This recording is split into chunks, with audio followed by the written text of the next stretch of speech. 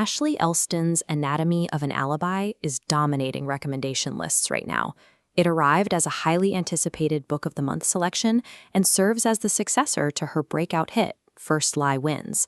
The premise follows two women who strike a high-stakes deal, swapping identities for exactly 12 hours.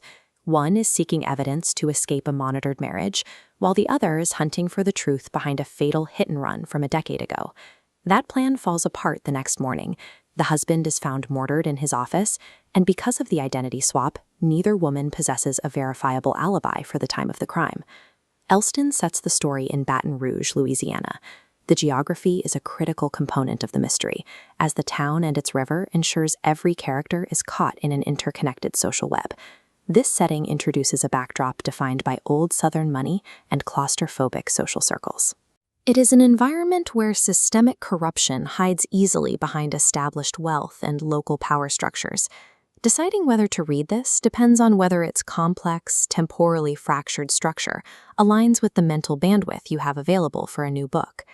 We can use this spectrum to categorize mystery novels based on the level of cognitive demand they place on the reader. On the far left are passive or escapist reads. These are linear, breezy stories that require very little effort to follow. You can pick them up and put them down over a long vacation without losing your place in the narrative. On the far right are active or puzzle box reads. These are demanding narratives that expect the reader to reconcile contradictory statements and account for every movement on a map. Anatomy of an Alibi sits firmly on the extreme right edge of the spectrum. Identifying where a book falls on this line is the most reliable way to know if investing 12 hours of your time will actually result in a satisfying experience. This table evaluates the book's specific structural demands to show exactly what is required from you and what you get in return. The required input is significant. You must navigate 4 alternating POVs, or points of view, across 3 separate timelines. The outcome is a detailed 360-degree view of systemic corruption that rewards careful observation. The trade-off is the pacing of the first 10 chapters. The story requires a massive amount of setup to establish these timelines, which demands your undivided focus early on. To see how the story resolves, you must adopt the mindset of an active investigator, connecting disparate events and verifying motives as they emerge. This density transforms the reading experience into an intellectual challenge. It offers a sophisticated puzzle for the observant reader, but will likely alienate anyone seeking a passive story. Moving to the second row of the matrix, we look at character development and emotional resonance. The outcome here is logical. Plot mechanics and identity swap details click together without the author needing to rely on impossible coincidences to solve the mystery. The trade-off is that the characters function as vehicles for the plot, sacrificing deep emotional connection in favor of moving the mechanical pieces of the mystery. In character-driven thrillers, the protagonist's internal growth is the main focus. Here, that growth is secondary to the logistics of the crime. Readers have to accept this technical precision in exchange for a resolution that makes sense and avoids relying on cheap narrative tricks.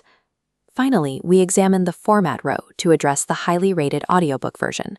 The outcome is a high production value featuring a multicast narration team. This gives each of the 4 perspectives a distinct and recognizable voice. The trade-off is that audio makes tracking the constant time jumps and subtle background details significantly harder. You lose the visual chapter breaks that usually help you stay oriented in the timeline. If you typically listen while multitasking or during a busy commute, the audiobook format might cause you to lose the narrative thread entirely. This reader quadrant is our final tool to determine exactly who should buy this book. First is the plot hound. If you prefer active engagement and prioritize mechanics, this is a clear buy. These readers will enjoy the challenge of outsmarting the author and piecing together the timeline before the final reveal. Next is the book club organizer. If you read actively but prefer to discuss themes, this is a buy or a borrow. Even with its focus on plot, the book's exploration of class and coercive control, a pattern of behavior where a partner uses surveillance and intimidation to isolate their spouse, provides plenty of material for discussion. Finally, there is the casual multitasker. If you want a linear, passive story to listen to while you work, this is a definitive skip. Anatomy of an Alibi is a rigorous exercise in thriller construction. It demands your undivided attention and rewards only those who are willing to do the intellectual work.